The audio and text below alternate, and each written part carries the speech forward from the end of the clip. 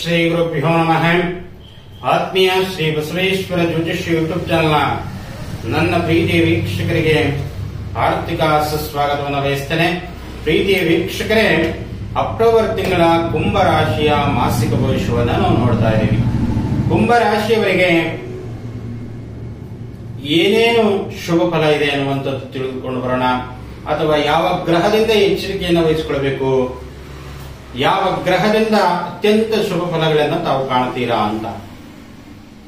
ಮೊದಲನೇದಾಗಿ ಅಕ್ಟೋಬರ್ ತಿಂಗಳಲ್ಲಿ ಶರಣ್ ನವರಾತ್ರಿ ಬರ್ತಾ ಇದೆ, ಆಯುಧ ಪೂಜೆ ಬರ್ತಾ ಇದೆ, ವಿಜಯದಶಮಿ ಹಬ್ಬ ಬರ್ತಾ ಇದೆ. ತಮ್ಮೆಲ್ಲರಿಗೂ ಕೂಡ ವಿಜಯದಶಮಿ ಹಬ್ಬದ ಆರ್ಥಿಕ ಶುಭಾಶಯಗಳನ್ನು ಕೋರುತ್ತಾ, ಜೊತೆಗೆ ಕುಂಭ ರಾಶಿಯವರಿಗೆ ಸಾಡೆ ಸಾತಿ ನಡೀತಾ ಇದೆ. ಜನ್ಮ ಶನಿ ನಡೀತಾ ಇರುವಾಗ ಬಹಳ ನಿಧಾನಗತಿಯಲ್ಲಿ ತಮ್ಮ ಕೆಲಸ ಕಾರ್ಯಗಳು ಸಾಗುತ್ತೆ ಎನ್ನುವಂಥದ್ದು. ಏಕೆಂತಂದ್ರೆ ಈಗ ಮತ್ತೆ ಹಿಮ್ಮುಖವಾಗಿ ಶನಿ ಪರಮಾತ್ಮ ಸಂಚಾರ ಮಾಡ್ತಾ ಇರುವುದರಿಂದ ನಿಮಗೆ ನಷ್ಟ ಭಾವಕ್ಕೆ ನವೆಂಬರ್ 18ನೇ ತಾರೀಕುವರೆಗೂ ಕೂಡ ಇರ್ತಾನೆ ಎನ್ನುವಂಥದ್ದು. ಶನಿ ಇಲ್ಲಿ ಅತ್ಯಂತ ಸುಖಗಳನ್ನು ಕೊಡುವಂತವನಾಗಿರ್ತಾನೆ, ಅತ್ಯಂತ ದುಃಖಗಳನ್ನು ಕೊಡುವಂತವನು ಕೂಡ ಶನಿಯಾಗಿರ್ತಾನೆ. ಏಕೆಂತಂದ್ರೆ ಕುಂಭ ರಾಶಿಯಾಧಿಪತಿನೇ ಶನಿಯಾಗಿರುವುದರಿಂದ ಶನಿ ನಷ್ಟ ಭಾವದಲ್ಲಿ ಹೋದಾಗ ಆರೋಗ್ಯ ಸಮಸ್ಯೆ ಆಗಬಹುದು, ಅಥವಾ ವ್ಯಾವಹಾರಿಕವಾಗಿಯೂ ಕೂಡ ಸಮಸ್ಯೆಗಳು ಕಾಣಬಹುದು.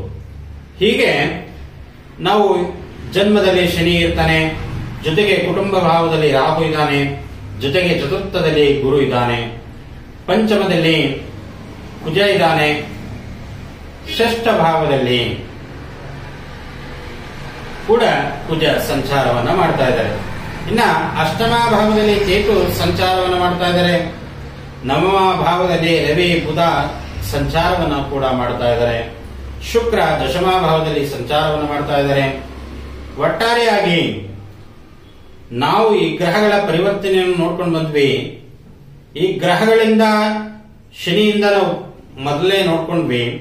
ಆದರೆ ಕುಟುಂಬದಲ್ಲಿ ರಾಹು ಇರುವುದರಿಂದ ಕುಟುಂಬ ಸೌಖ್ಯವನ್ನ ಸ್ವಲ್ಪ ಕಡಿಮೆ ಪ್ರಮಾಣದಲ್ಲಿ ಮಾಡ್ತಾನೆ ಎನ್ನುವಂಥದ್ದು.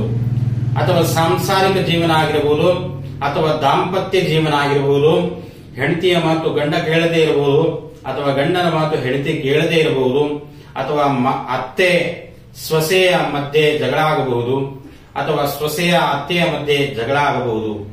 ಈ ತರ ಇಲ್ಲಿ ಸೂಚಿಸ್ತಾ ಇದ್ದಾರೆ. ಏಕೆಂತಂದ್ರೆ ರಾಹು ಅಂತಂದ್ರೆ ಒಂದೇ ಮನಸ್ಥಿತಿಯಾಗಿ ಇರುವುದಿಲ್ಲ ಅಂತ. ಅದು ಕುಟುಂಬ ಭಾವದಲ್ಲಿ ಇರೋದ್ರಿಂದ ಸ್ವಲ್ಪ ವ್ಯತ್ಯಾಸಗಳನ್ನು ತಂದುಕೊಡುವಂತವನು ಈ ರಾಹು ಗ್ರಹ ಆಗಿರ್ತಾನೆ ಅಂತ. ಇನ್ನ ಚತುರ್ಥದಲ್ಲಿ ಗುರು ಇರುವುದರಿಂದ ದೇವದ ಅನುಗ್ರಹ ಇದೆ, ಆದ್ರೆ ಇಷ್ಟಾರ್ಥ ಪ್ರಾಪ್ತಿಯೂ ಕೂಡ ಆಗುತ್ತೆ. ಉದ್ಯೋಗದಲ್ಲಿ ವ್ಯವಹಾರದಲ್ಲಿ ಅಭಿವೃದ್ಧಿ ಆಗುತ್ತೆ, ಬಂಧುಗಳ ಸಮಾಗಮನ ಆಗುತ್ತೆ ಎನ್ನುವಂಥದ್ದು.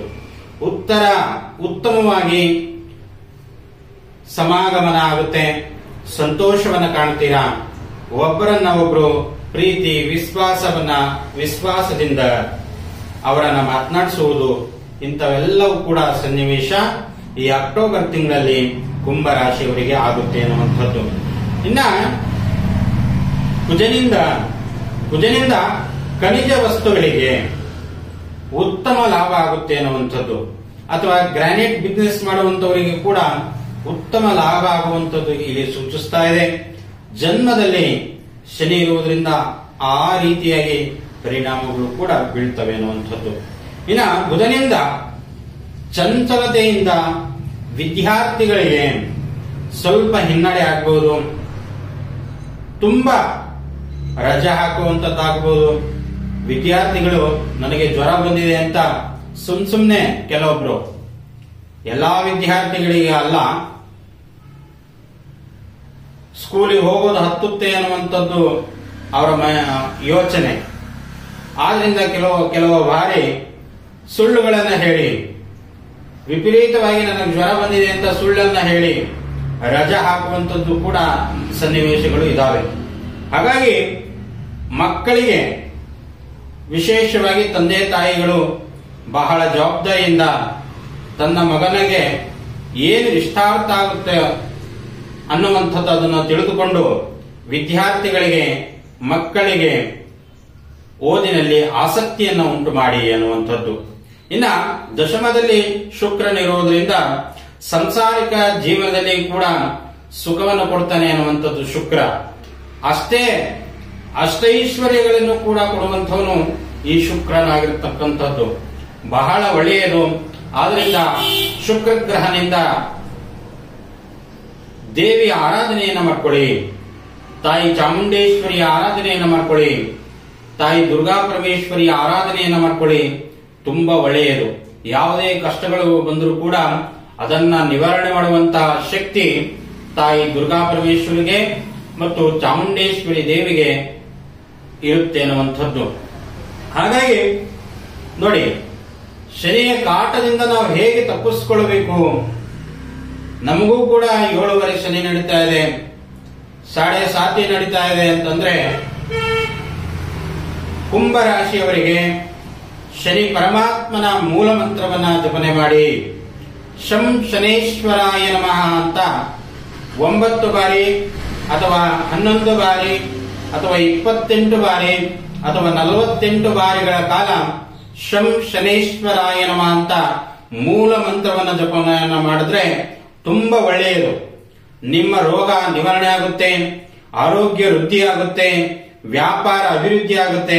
ವ್ಯಾಪಾರ ಏನಾದರೂ ಕುಂಠಿತ ಆಗಿದ್ರು ಕೂಡ ವ್ಯಾಪಾರವನ್ನ ಅಭಿವೃದ್ಧಿ ಆಗುತ್ತೆ. ಅಥವಾ ಹಣಕಾಸು ನಿಲ್ತಾ ಇಲ್ಲ ಅಂತಂದ್ರೂ ಕೂಡ ಈ ಮಂತ್ರದಿಂದ, ಶನೀಶ್ವರನ ಮಂತ್ರದಿಂದ ಅತ್ಯಂತ ಸುಖಗಳನ್ನು ಕೊಡುವಂತವನು ಈ ಶನೀಶ್ವರನಾಗಿರ್ತಾನೆ. ಶನಿ ಪರಮಾತ್ಮನ ಜಪನವನ್ನು ಕೂಡ ಮಾಡ್ಕೊಳ್ಳಿ. ಇನ್ನ ರಾಹುವಿನಿಂದ, ರಾಹು ಕುಟುಂಬದಲ್ಲಿ ಇರುವುದರಿಂದನೂ ಕೂಡ ಅಷ್ಟೊಂದು ಒಳ್ಳೆಯದಲ್ಲ, ಸ್ವಲ್ಪ ಪ್ರಮಾಣದಲ್ಲಿ ಏರ್ಪೇರಾಗ್ತದೆ. ಆ ಕಡೆನೂ ಕೂಡ ಗಮನವನ್ನು ಹರಿಸಿಕೊಳ್ಳಿ ಅಂತ. ಒಟ್ಟಾರೆಯಾಗಿ ಕುಂಭರಾಶಿಯವರಿಗೆ ನನ್ನ ಕೆಲಸಗಳು ನಿಧಾನಗತಿಯಲ್ಲಿ ಸಾಗ್ತಾ ಇದೆ ಅನ್ನುವಂಥದ್ದು ಅವರ ಚಿಂತೆ ಮತ್ತು ಮನಸ್ಸು. ಮುಂದಿನ ಫೆಬ್ರವರಿಗೂ ಕೂಡ 2025 ಫೆಬ್ರವರಿ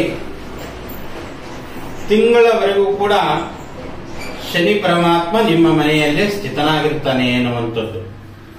ಶನಿ ಯಾವಾಗ ನಿಮ್ಮ ಮನೆಯಿಂದ ಹೊರಗಡೆ ಬರ್ತಾನೋ, ನಿಮ್ಮ ಮನೆಯಿಂದ ಮೀನ ರಾಶಿಗೆ ಪ್ರವೇಶವನ್ನ ಮಾಡ್ತಾನೋ, ಆವಾಗ ಉತ್ತಮ ಫಲಗಳನ್ನು ಕೊಡ್ತಾನೆ ಅನ್ನುವಂಥದ್ದು. ಜನ್ಮದಲ್ಲಿದ್ರೂ ಕೂಡ ಅಷ್ಟೊಂದು ಕೆಟ್ಟ ಫಲಗಳನ್ನು ಕೊಡೋಲ್ಲ. ಆದರೂ ಕೂಡ ಜನ್ಮದಲ್ಲಿ ತನ್ನ ಸ್ವಕ್ಷೇತ್ರದಲ್ಲಿ ಇರುವುದರಿಂದ ಕುಂಭರಾಶಿಯವರಿಗೆ ಅರ್ಧದಷ್ಟು ಫಲಗಳನ್ನು ಕೊಡ್ತಾನೆ ಎನ್ನುವಂಥದ್ದು. ತಮ್ಮೆಲ್ಲರಿಗೂ ಕೂಡ ನಮಸ್ಕಾರಗಳು.